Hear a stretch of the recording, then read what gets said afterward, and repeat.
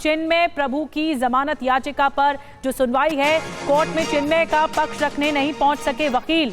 जो पक्ष रखना चाहते थे उन पर जानलेवा हमला हुआ। जमानत याचिका पर अब 2 जनवरी को भी सुनवाई होनी है। सुनवाई से पहले जो वकील रहे चिन्मय प्रभु के, उन पर हमला किया गया, ये दावा किया गया। और बांग्लादेश में चिन्मय दास के वकील पर जानलेवा हमला हुआ। इस्कॉन प्रवक्ता राधा रमण दास का दावा है कट्टरपंथियों ने चिन्मय दास के वकील पर हमला किया है। चिन्मय दास के वकील के घर में तोड़फोड़ तक की गई है, ये राधा रमण की तरफ से कहा गया। चिन्मय दास के वकील रमन रॉय आईसीयू में भर्ती हैं। जो तस्वीरें हैं वाकई हिला देने वाली हैं, भयानक तस्वीरें। हिंदुओं पर अत्याचार हो रहा है, लेकिन जो हिमायती हैं लोग और हिंदू लड़ रहे हैं चिन्मय प्रभु के लिए, उन पर भी हमला हो रहा है। जानलेवा हमला किया गया इन वकील पर। और अब आपको चिन्मय प्रभु के वकील पर हुए जानलेवा हमला के बारे में तफसील से बताते हैं। चिन्मय प्रभु के वकील पर जानलेवा हमला हुआ, कब हुआ, कोर्ट में सुनवाई से पहले किया गया, कैसे हुआ, कट्टरपंथियों ने मारपीट की, घर में घुसकर बेरहमी से उन्हें पीटा गया, क्यों किया गया ये। कोर्ट में दरअसल चिन्मय प्रभु का ये बचाव करने पहुंचने वाले थे, लेकिन वो पहुंच नहीं पाए और उससे पहले ही हमला हुआ। रमन रॉय वकील का नाम है और किसका दावा है, राधा रमण दास का दावा है, जो इस्कॉन के प्रवक्ता हैं। अब इस पूरे मामले पर 2 जनवरी में सुनवाई होनी है, लेकिन इस मामले में बांग्लादेश की जो सरकार है वो घिर गई है। और TV9 भारतवर्ष से बांग्लादेश में इस्कॉन मंदिर के जो प्रवक्ता है राधा रमण सिंह ने खास बातचीत की है। इस दौरान उन्होंने मौजूदा हालात और चिन्मय प्रभु के वकील पर हमले को लेकर क्या कुछ कहा है, आपको सुनवाते हैं। एक एक्स पे पोस्ट किया सोशल मीडिया पे आपने कि जो वहां पर इस्कॉन के कृष्णदास जी हैं, उनके वकील पे जानलेवा हमला किया गया है। ये मामला क्या है और क्या इस बारे में आप हमें TV9 को बता सकते हैं, कौन लोग थे, क्या हमला किया गया है, उनके जो लॉयर थे, चूंकि आज देखिए हियरिंग भी है उस मैटर को लेकर, जमानत को लेकर, तो उनकी सिचुएशन क्या है। रमन रॉय एक सीनियर एडवोकेट है और उनकी तरह मतलब उनके साथ में और 50 की 51 लॉयर चिन्मय कृष्णदास के साथ खड़े थे जब उनको पहली बार कोर्ट में प्रस्तुत किया गया था। तो हमने देखा कि कोर्ट में किस तरह से पहले तो पुलिस ने लाठीचार्ज किया, फिर पुलिस के साथ मिलकर कुछ जो उग्रवादी लोग थे उन्होंने भी हमला किया और उस दिन ही एक लॉयर की हत्या कर दी थी। बाद में ये पता चला कि जो लॉयर चिन्मय कृष्णदास के साथ अपेयर हुए थे उनको बाहर में बाद में भी मारा गया है और उनके घरों में आक्रमण हुआ है।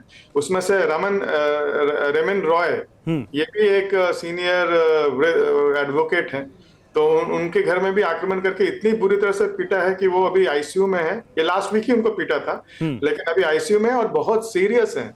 उनका परिवार बहुत ही चिंतित है। तो चिन्मय कृष्णदास जी जो कि इस वक्त कस्टडी में है, वहां की उस सरकार के कस्टडी में है जिस पर पहले से ही बायस होने का, पक्षपातपूर्ण रवैया अपनाने का आरोप है, क्या उनके जीवन पर भी आपको लगता है कोई संकट है? क्योंकि उनके वकीलों पर तो आप बता ही रहे हैं कि जान का खतरा है, उनको मारा जा रहा है, उन पर जानलेवा हमला किया जा रहा है, एक वकील तो आईसीयू में है। ये तो बहुत स्वाभाविक है ये सोचना। जो जेल होता है वो सामान्य जगह होती नहीं है। जेल के अंदर में महात्मा तो रहते नहीं हैं, तो इतने सारे जो वहां पर जो कैदी हैं और वो अलग अलग, कोई टेररिज्म, कोई मर्डर, कोई किडनैपिंग के आरोप में वहां पर बंद हैं। उसके बीच में एक साधु को रखना उस तरह है जैसे प्रहलाद महाराज को सांपों के बीच में हिरण्यकश्यप ने रखा था। तो ये बहुत दुखद है, इसीलिए विचार तो आते हैं। और लेकिन हम आशा करते हैं कि वहाँ की सरकार उनको अलग सेल और अलग सुरक्षा दी होगी जेल में, तो ये हम आशा कर सकते हैं। और बांग्लादेश में अल्पसंख्यक हिंदुओं पर हो रहे हमलों और गिरफ्तार आध्यात्मिक नेता चिन्मय कृष्णदास की रिहाई की मांग के लिए पश्चिम बंगाल बीजेपी ने बड़ा प्रदर्शन किया है। विधानसभा में विपक्ष के नेता शुभेंदु अधिकारी के नेतृत्व में बीजेपी कार्यकर्ताओं ने बांग्लादेशी हिंदुओं के समर्थन में आवाज बुलंद की है। If the government is not taking appropriate step and that neutralize the matter, next week 5-day continuous trade blockade will be happen. Our program and movement are continuing. It's not a movement. It's a fight for existence of the Hindus in Bangladesh.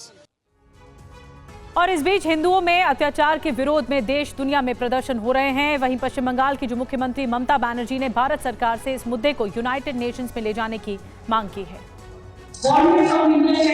the matter with the United Nations so that they can send the peacekeeping force in Bangladesh and we can exit all people from Bangladesh. और इस बीच British संसद में भी बांग्लादेश का मुद्दा उठा है। जी हां, जो हिंसा हो रही है बांग्लादेश में हिंदुओं के खिलाफ, ये मामला ब्रिटिश संसद में उठा है। सांसद बैरी गार्डनर ने उठाया ये मुद्दा, हिंदुओं को टारगेट किया जा रहा है। गार्डनर का कहना है, सांसद प्रीति पटेल ने भी ये मुद्दा उठाया है, धार्मिक आधार पर हिंसा रुकनी चाहिए, ये प्रीति पटेल का कहना है।